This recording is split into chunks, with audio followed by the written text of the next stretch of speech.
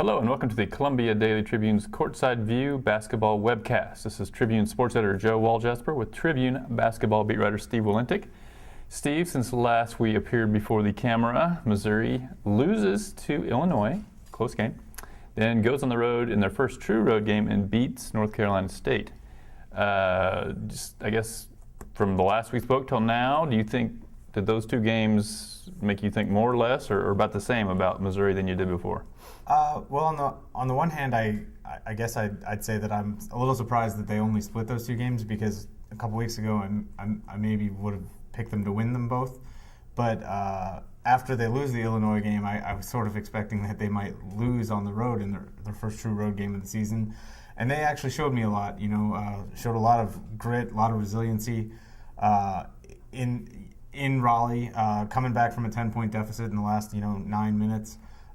So I think on the whole, I think it's a positive stretch, and I think probably my expectations are raised a little bit. I think that this is a tougher team than maybe I believed a couple weeks ago. Yeah, I thought the Illinois game, although it was a loss, wasn't really a discouraging loss. I thought they just didn't shoot it very well, other than Jordan Clarkson, but I thought they played fairly smart. And then, I don't think you're going to see Jabari Brown have the kind of cold night that he had that night very often. So coming down the stretch, when they, for instance, on their last true possession they had, I thought they executed it really well. It was they had an inbounds play and they got the ball to Clarkson, and he got it into the paint and then dished off to Jabari Brown for a three-pointer, which is exactly what the defense dictated and what you wanted. And then it got a little bit of bad luck to lose that game, I thought, because it was really kind of just a broken play. Raymonte Rice, the guy that Illinois wanted to have it, lost control, tracks it down the corner, and then at that point it's kind of a scramble situation. And they did foul. It was the right call. But I didn't think that was really an overly discouraging loss. And then the thing that I liked about the North Carolina State game was not just that they won it, because I don't know, North Carolina State's an okay team, but the fact that they were down by 10 points pretty late in the second half, and to come back and win it on the road, that really to me was the kind of game that they weren't winning last year at all. And they finished it out strong, so I thought that was a very encouraging sign. Absolutely, and you look at it, especially with the way the first 30 minutes of that game went, they didn't really play that well. Frank Haith said afterwards he thought it was probably the worst first half that they've played in any game this season. Despite not playing well in the first half, they're only down 2 at halftime, and that was all because of grit and toughness and determination. They made a living at the free throw line in the first half to stay in the game. They did a better job as the game went on defensively on T.J. Warren, who is NC State's far and away best player, and were fantastic in the last 10 minutes. He didn't score in the last 12 minutes of that game. Didn't take a shot in the last 5:50. Now, some of that's on NC State, but some of that's the way Missouri got after him defensively and clamped down, and that sort of thing is not something that we would have seen from Missouri, not last year, but the year before either. And I think that's probably going to have to be a way Missouri is going to win some of these games. There are a few SEC games where the team they're playing is going to be so bad Missouri should just be able to show up and win. But there's not a lot. There's going to be a lot of teams probably of that caliber that they just played against NC State. And Missouri's really not a team that you can really expect to go in and shoot the lights out. They might do it at home, but other than Clarkson and Jabari Brown, they don't have a guy that can walk into an opposing gym and you can really expect to score. They don't really have scores at all in the front court. Those guys are going to score mostly just on putbacks or whatever. So they're going to have to kind of hang around with defense. So if they can do that, then I think they can have a pretty good SEC season.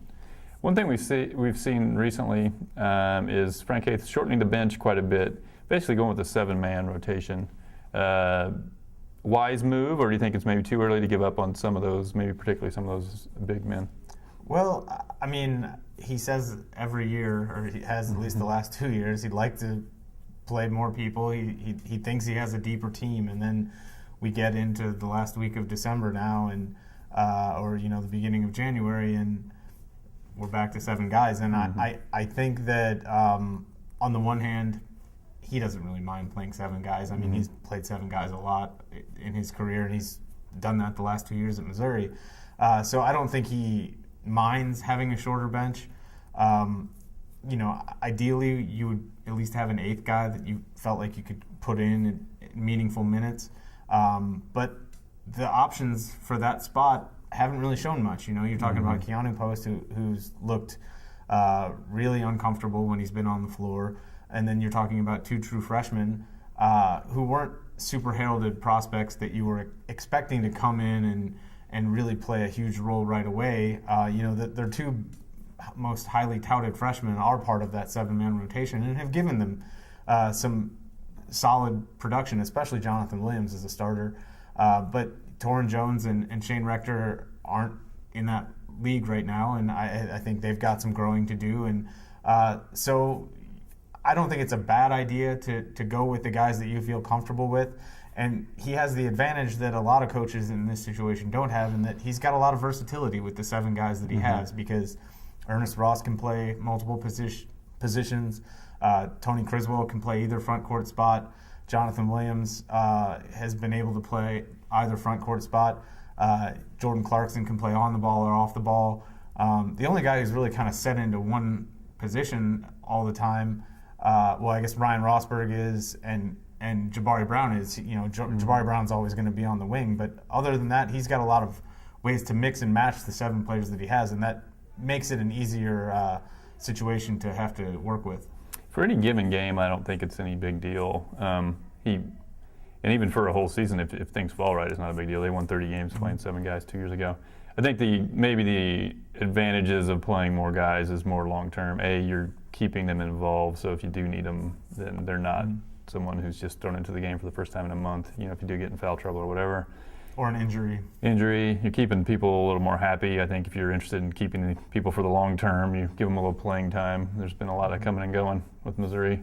So those things, I think, can be advantageous. You can make an argument that maybe you'd have a fresher team in March if you played more guys throughout the year, maybe. I mean, you've seen teams with 7 guys do great in the NCAA tournament too, so I don't know. But one thing that we have seen with Missouri, though, is that in terms of keeping people happy, coming and going, that sort of leads into our next topic, which is transfers, which Missouri news out of the weekend. You're going to have to help me pronounce this kid's name. Cameron Biedschneid. True. He is announcing he's transferring from Notre Dame. Missouri's one of the schools he's interested in, and which kind of follows a trend since Frank Haith got here, of really being a destination spot for transfers. They've also lost a lot of transfers of guys that weren't really going to play, though. Just your thoughts on that strategy of, basically having an open door for transfers, good, bad, and different? I mean, the proof is in the results right now. I think it's been good. I think as long as you're bringing high-impact players, and certainly you look at Missouri right now, is there a more high-impact player in college basketball than Jordan Clarkson? I'd be hard-pressed to find somebody. I think you could have said the same thing last season about Alex Oriaki coming in and playing the role that he did for this team. Certainly, Keon Bell had a valuable role last year. Ernest Ross has had a valuable role the last 2 years. Jabari Brown is Missouri's first or second best player right now, and he's another transfer. So if you're getting guys who can play and are high impact guys and can give you give you valuable minutes and play a significant role, then I think it's a good strategy. I think it's a lot of times easier to recruit those guys because not everybody's going after them the same way that a lot of people were going after Jabari Brown coming out of high school.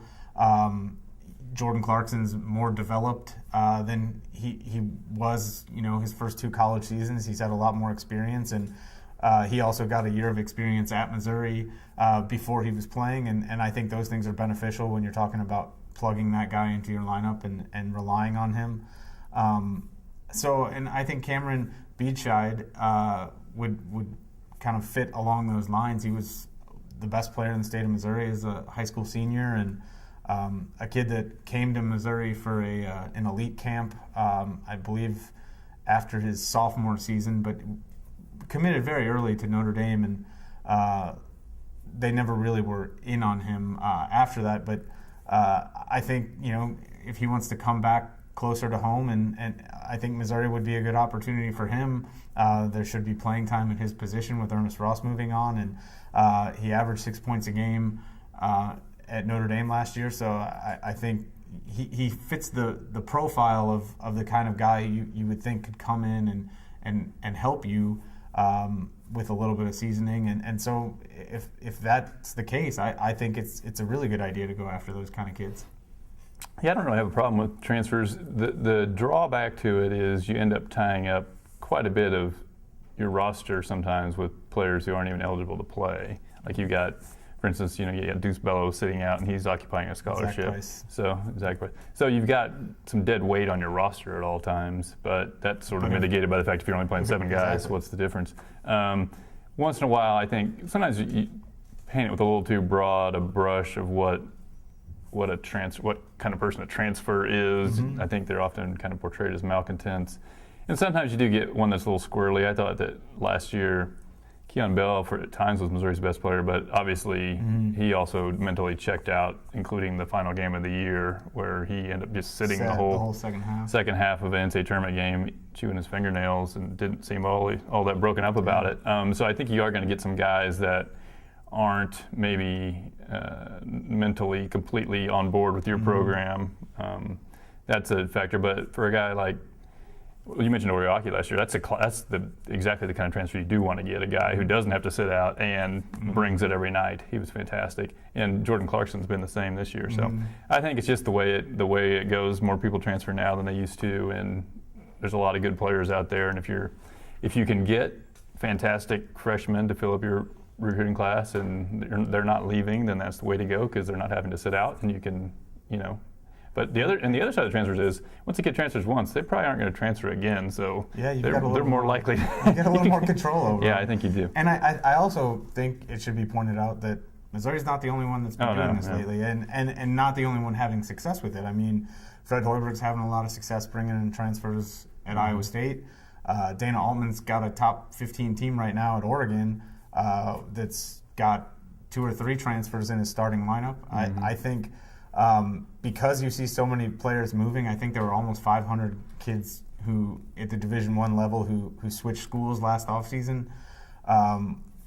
If you're one of the places that they see that they can come to, get an opportunity to play significant roles, which Missouri has clearly shown that it is that kind of destination right now, then I think it's worked out for Frank Haith. It's worked out for Dana Altman.